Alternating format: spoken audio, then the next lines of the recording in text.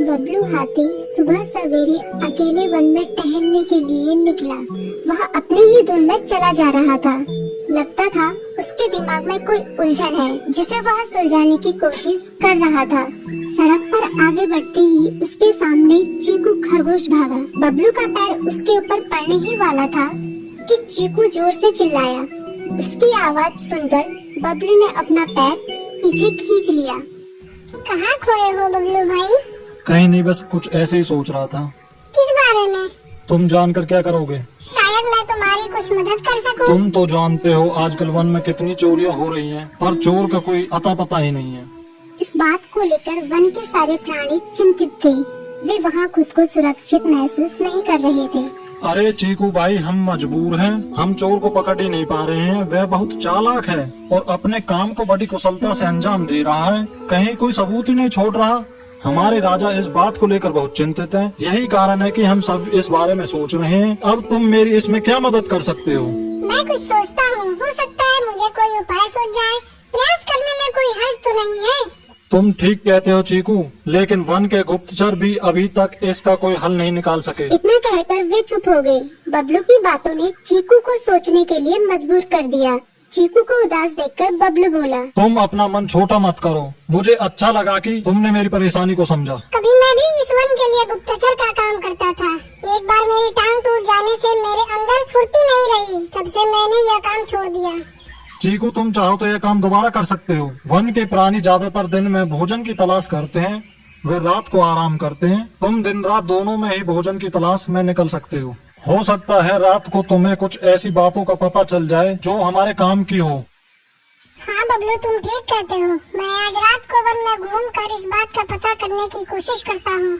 थोड़ी देर बातें करके चीकू अपने बिल की ओर बढ़ गया और बबलू अपने रास्ते चला गया।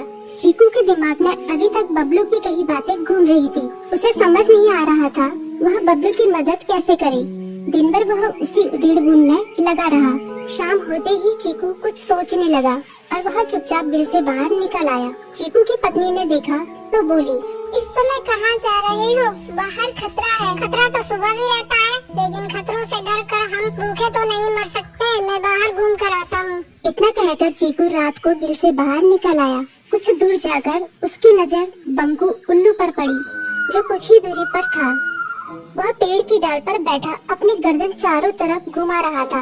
वह तेजी से पेड़ की एक डाल से दूसरी डाल पर उड़ रहा था। बंकू की नजर उस पर नहीं पड़ी थी। कुछ सोचकर चीकू पेड़ के पीछे से बाहर निकलकर थोड़ी खुली जगह पर आ गया और वहाँ से बंकू उल्लू को देखने लगा।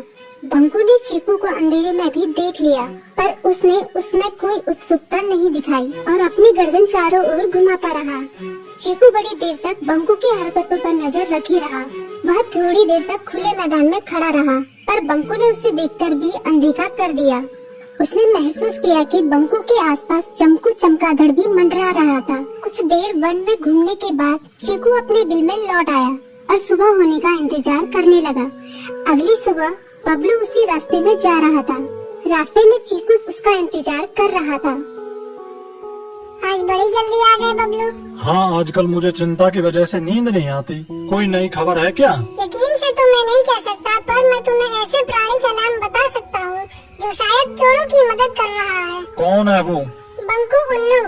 इतना कहकर चीकू ने रात की घटना उसे ज्यों की त्यों सुना दी। इसे सुनकर बबलू का माथा ठनका। बबलू की आंखें चौंधिया गई।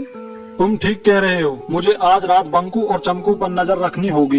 इतना कहकर वे दोनों अपने अपने रास्ते चले गए। बबलू रात को अपने साथियों के साथ बंकू पर नजर गड़ाए रहा। उसके संदिग्ध गतिविधियों को देखकर बबलू ने उसे उसके साथियों चंकी और संकी लोमड़ के साथ पकड़ लिया। बबलू ने सख्ती से पूछताछ करनी शुरू कर दी। तुम इस समय बंकू चमकू के साथ क्या कर रहे हो? हम चारों दोस्त हैं, इसलिए साथ बैठकर बात कर रहे हैं। चमगादड़ और उल्लू की दोस्ती तो समझ में आती है, पर लोमड़ के साथ दोस्ती कैसे हो सकती है? सख्ती से पूछने पर दोनों ने अपना जुर्म कबूल कर लिया और सभी चोरियों के बारे में बताया जो उन्होंने कुछ दिन पहले वन में की थी। बबलू ने उनके चोरी का सारा सामान भी बरामद कर लिया। बंकू और चमकू को अभी तक समझ में नहीं आ रहा था कि वो इतनी आसानी से कैसे पकड़ में आ गए।